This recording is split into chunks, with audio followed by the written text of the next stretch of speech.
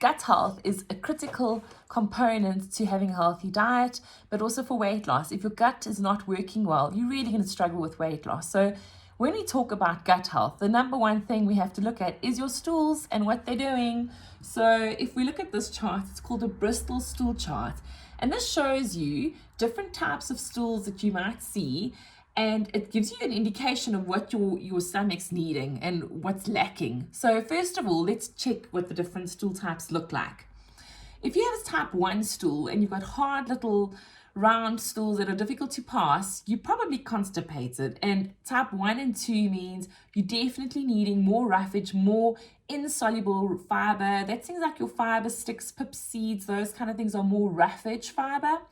If you have a runny tummy and you get a very loose stool, like a type 7 or a type 6 over there, that's more diarrhea.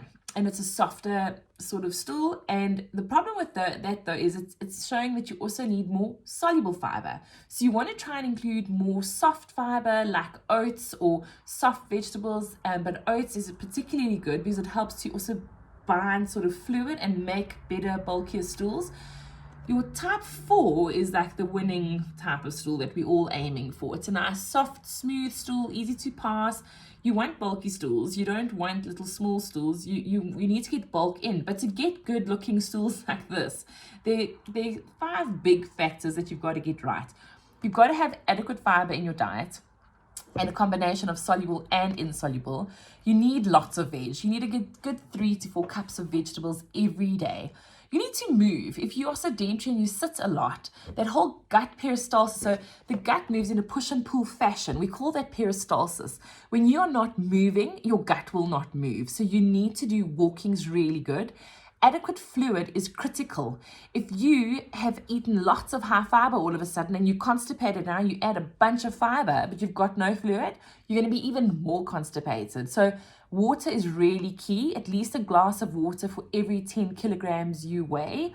Managing your stress is also really important, and using a probiotic can also really help if you're battling with your gut. And you can get individualized advice on probiotic use from a dietitian to match what your requirements are.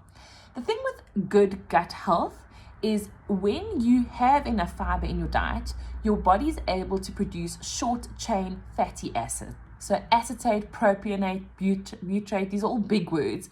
But these short chain fatty acids, they help with weight loss because they regulate your glucose control, they help with insulin secretion, they help with appetite stimulation, they reduce lipoprotein lipase, which is the enzyme that also regulates your fat storage and fat burning.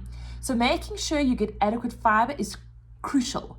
Now, keep in mind, if you eat something like a cup of lettuce, you may be getting half a gram of fiber, because people think, oh, I'll get my fiber from veg. You will never ever get fiber from veg. You have to eat proper high fiber food. So things like barley, bulgur wheat, legumes, lentils, they really pack a powerful fiber punch. So I would highly recommend including some of these higher fiber foods, especially if you are constipated. This is an indication that you're needing more fiber for a healthier gut.